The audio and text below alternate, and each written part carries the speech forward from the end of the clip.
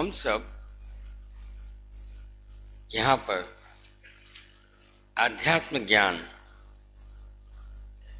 या अगर गुरु महाराज साहब के शब्दों में कहें तो रूहानी इल्म सीखने के लिए आते हैं। आध्यात्म ज्ञान भी एक विज्ञान है, विज्ञान, और इसकी कई शाखाएं हैं। विज्ञान माने विशिष्ट ज्ञान। दूसरी तरफ हमारा सांसारिक विज्ञान है, जिसमें physics, chemistry, biology, mathematics, applied sciences वगैरह वगैरह सारी चीजें आती हैं। अब जो हमारा आजकल का युवा वर्ग है, या यूं कहिए जो बुद्धिजीवी वर्ग है, वो हर चीज को साइंस के चश्मे से देखना चाहता है। दिक्कत ये है, आध्यात्म ज्ञान की जो बातें हैं वहां तक हमारा आज का साइंस न तो पहुंच पाया है और न उन बातों को जान पाया है।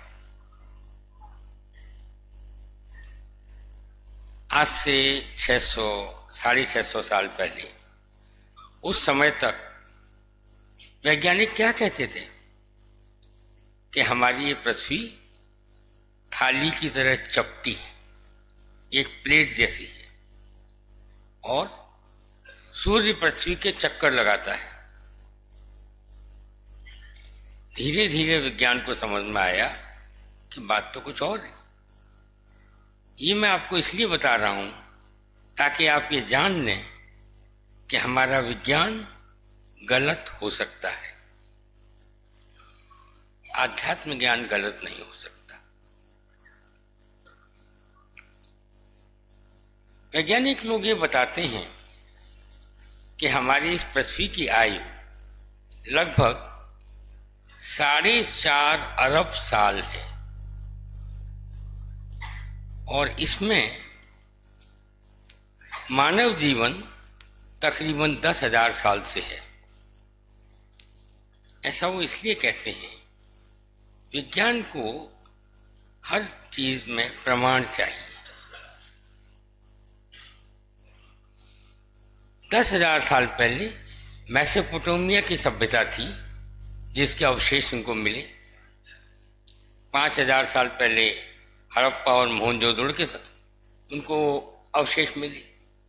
लेकिन आज भी विज्ञान भली भांति ये नहीं जानता कि वो सभ्यताएं क्यों नष्ट हुई, या उन लोगों की किस तरह की चीजें थीं।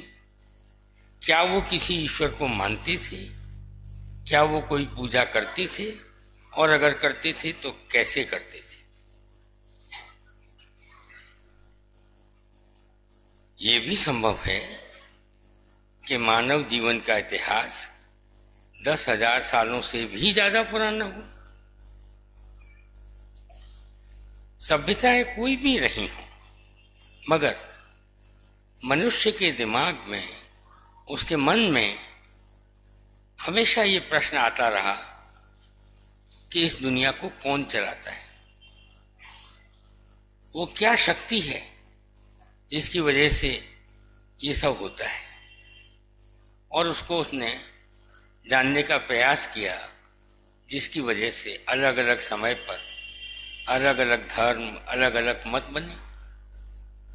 हिंदू धर्म की बात करें तो मानव सभ्यता को 4 युगों में बांटा गया: सतयुग, त्रेता युग, द्वापर और कलयुग। और अब हमारे देश का बच्चा बच्चा जानता है कि त्रेता युग में भगवान राम हुए थे,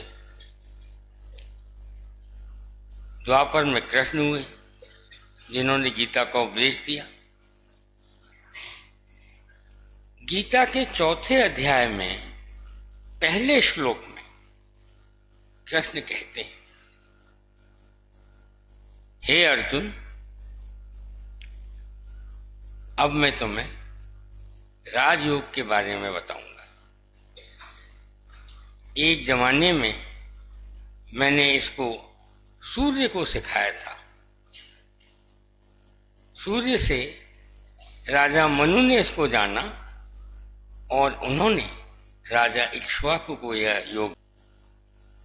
मनु की कथा में ऐसा कहा गया है कि उनके समय में पूरी पृथ्वी बाढ़ में डूब गई थी, जल प्लावित हो गई थी और मनु ने सारी प्रजातियों के बीज अपने पास रख के पुनः सृष्टि का निर्माण किया।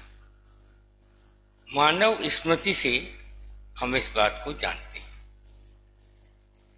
लेकिन मुस्लिम, ईसाई, यहूदी, इन सब धर्मों में भी एक जल प्रलय का जिक्र आया है और जिस व्यक्ति ने सारी प्रजातियों को दोबारा बनाया या बचाया, उसका नाम उन्होंने लिया नूह, मूसा या मोजेस।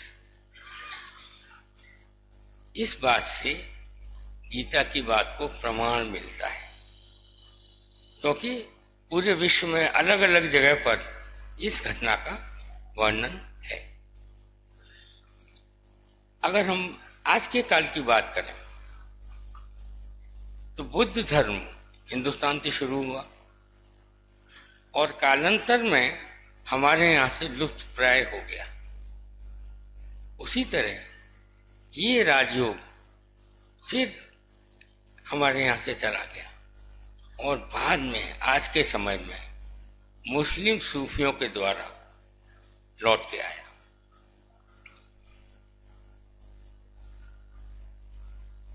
वो अपने तरीके से इस योग को बताते थे, चाहे वो सोहरावर्दी हो, चिश्तियाँ हों या नक्शबंदियाँ हों। गुरु महाराज साहब ने उनके बताए हुए योग में फेर बदल करके, कुछ तब्दीलियां करके उसी राजयोग को हमको सिखाया। गुरु महाराज साहब ने जो योग हमको बताया, ये दृष्टा योग है।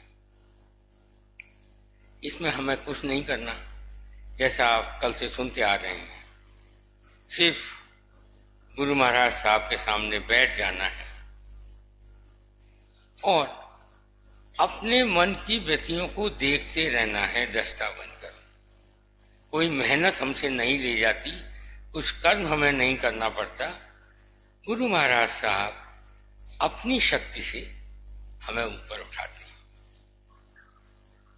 आध्यात्म के जितने और रास्ते हैं, जितने और तरीके हैं, उनमें अधिकतर साधकों के मन में कर्ता भाव रहता है और वो नीचे से ऊपर का रास्ता होता है।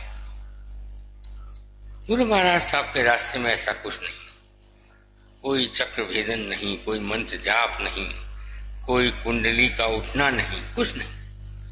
जो करना है गुरु महाराज साहब ने करना है। हमने तो सिर्फ शांत चित्त से देखते रहना है कि मन में क्या चल रहा है।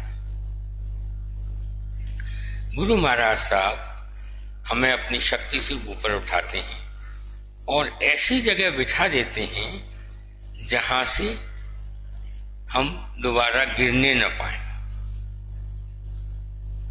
यही हमारे यहाँ की साधना की खासियत है। ऋषियों ने दुनिया की जितनी विद्याएं हैं, इनको दो भागों में बांटा, अपराविद्या और पराविद्या। जिस विद्या का ज्ञान लिख कर, पढ़कर या बोलकर किया जा सकता है, वो है अपरा ज्ञान। वो हमको भौतिक ज्ञान और इस तरह की चीजों का बोध कराती है। लेकिन जिस विद्या से ईश्वर का साक्षात्कार किया जा सकता हो और जिसे ब्रह्मनिष्ठ ऋषियों के द्वारा, संतों के द्वारा बताया जाए, वो पराविद्या है। गुरु महाराज साहब ने जो योग हमें सिखाया, वो पराविद्या में आता है। क्योंकि इसका ज्ञान न प्रवचन से हो सकता है, न पढ़ने से हो सकता है, और न किसी चीज के लिखने से हो सकता है। ये तो वो विद्या है जो सामने बैठ के सिखाई जाती। जब तक उनके सामने नहीं बैठेंगे और जब तक वो अपनी शक्ति से हमें ऊपर नहीं उठाएंगे, हम इस ज्ञान को प्राप्त नहीं कर पाते। आवश्यक है कि हम उनके सामने बैठें, उनसे सीखें, तभी ये विद्या हमको आएगी। और इसीलिए इसको रूहानी इल्म कहा गया, रूह से रूह तक। जैसा हम कल परम पूज्य बड़े भाई साहब से सुन रहे थे, सीना दर सीना चलने वाली विद्या। अब इस बीच में संसार में संचार में भी बड़ी क्रांति हुई, और ये समझिए कि पूरी दुनिया आपके फोन में या लैपटॉप में समा गई।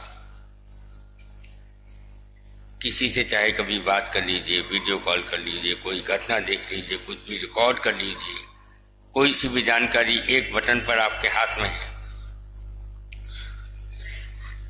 तो हमारे यहाँ एक नया प्रचलन हुआ, ऑनलाइन। अब सत्संग ऑनलाइन हुआ। थोड़ा सा पीछे चलते हैं। 90 वर्षों से अधिक से परम पूज्य गुरु महाराज साहब हम सबकी खोज खबर ले रहे हैं, हमें संभाल रहे हैं, हमारी मदद कर रहे हैं, बिना किसी इंटरनेट के। रूहानी इल्म का मालिक क्या इंटरनेट का मोहताज है? उसे ऐसी कोई चीज नहीं चाहिए। ऑनलाइन की शुरुआत कहां से हुई? कोविड के समय में दफ्तरों में यह हुआ कि भाई ऑफिस नहीं आ सकते हो, लॉकडाउन लग रहा है, तो घर से काम कर लो, कंप्यूटर पर बैठ के इन चीजों को देखते जाओ।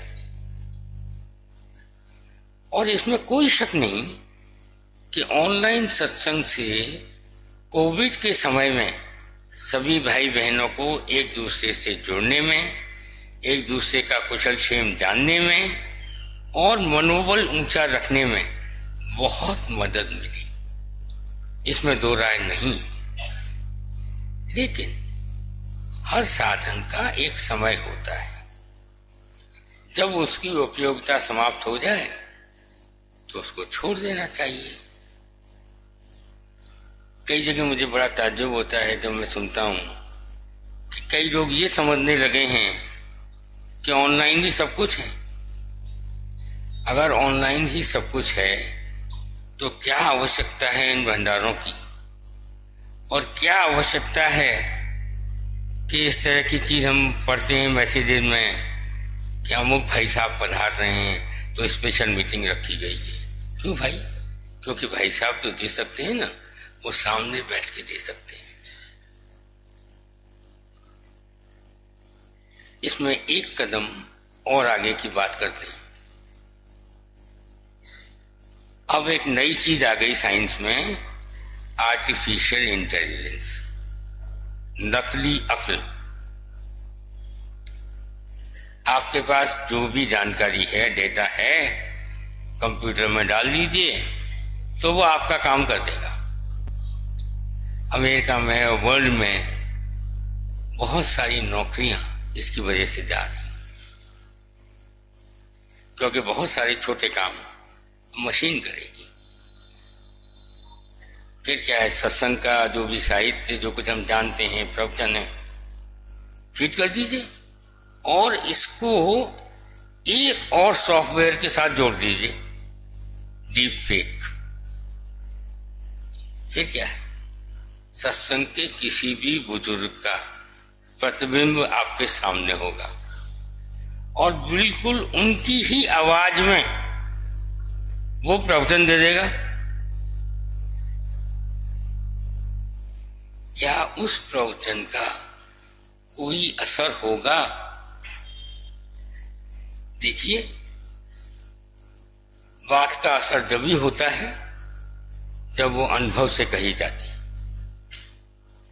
जब खुद करके देखें ना और फिर कहें तो उसका प्रभाव ज्यादा है। और ये चीज कंप्यूटर से नहीं सिखाई जा सकती। समय है, हमको समझना चाहिए और समझना चाहिए कि हम जिस रास्ते पर चलना चाहते हैं उसमें क्या करना आवश्यक है और क्या नहीं। ऑनलाइन पे जुड़िए, कोई परेशानी नहीं, लेकिन वो प्रमुख चीज नहीं है। सिर्फ एक दूसरे का हालचाल जानने तक सीमित रखें, ज्यादा अच्छी बात है। गुरु महाराज साहब से प्रार्थना है कि हम सब पर दया करें ताकि हमारी सद्बुद्धि बनी रहे। ओ